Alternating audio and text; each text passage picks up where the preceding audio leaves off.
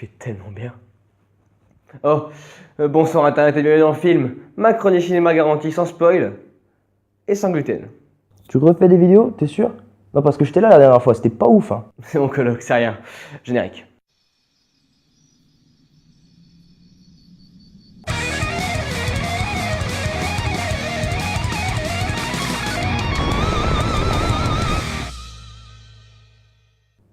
C'est bizarre, ton générique est vachement bien. Merci. Donc aujourd'hui, Blade Runner 2049 de Denis Villeneuve. Et pour être bref, c'est un bon film. Quoi encore?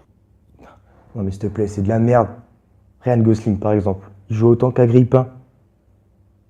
C'est vrai que Ryan Gosling, sur une échelle d'expression faciale allant de Jim Carrey à Fantomas, il est quand même très proche de Christian Bale.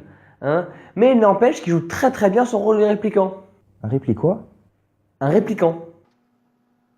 Mais, excuse-moi, tu n'as pas vu le premier Blade Runner?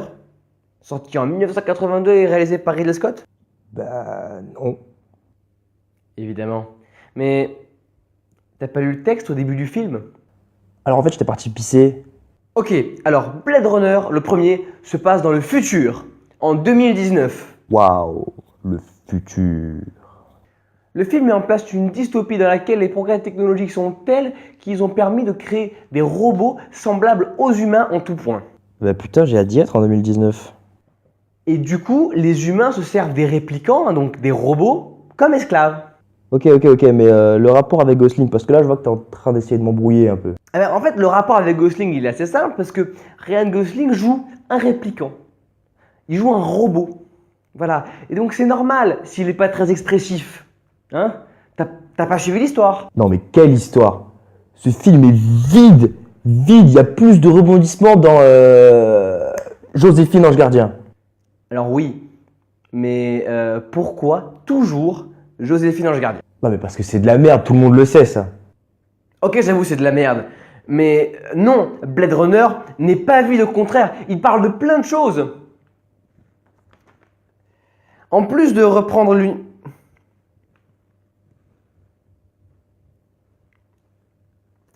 En plus de reprendre l'univers et les thématiques du premier film, c'est-à-dire essentiellement le rapport à l'humanité et à l'amour, il développe le rapport à la sexualité avec le personnage d'intelligence artificielle de Joy, merveilleusement interprété par Ana de Armas. Et il développe aussi un certain rapport à la filiation avec Harrison Ford. Voilà, merci. D'ailleurs, quand Harrison Ford dit que par amour, il faut des fois laisser filer son enfant, l'abandonner pour qu'il s'épanouisse de lui-même, est-ce que vous voyez pas un clin d'œil à Ridley Scott qui a laissé Villeneuve faire son film comme il voulait alors qu'il était producteur? Non? Ça intéresse que moi? Ah, d'accord. Et puis quand même, le film est beaucoup plus subtil dans ses messages que la comédie musicale Le Roi Soleil. Bref, le film est très bien, l'histoire est très prenante et il contient même quelques rebondissements assez surprenants, ce qui est louable pour un blockbuster avec un tel budget. Mais c'est long et c'est chiant. Moi perso je me suis fait chier. Alors oui, c'est vrai que le film a quelques longueurs parfois, que l'histoire est un peu prévisible par moments, mais si vous rentrez bien dans le film, ça va le faire.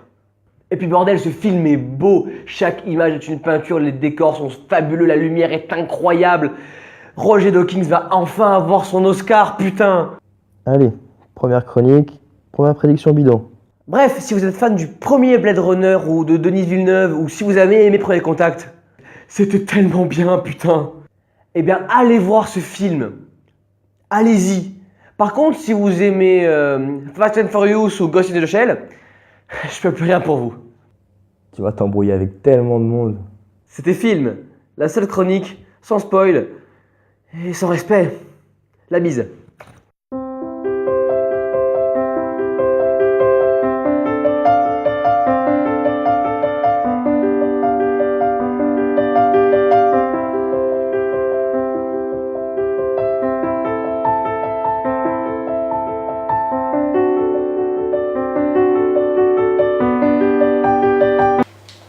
Quand tu reprends les vidéos? Je sais pas, j'aime bien. Pourquoi je suis dedans?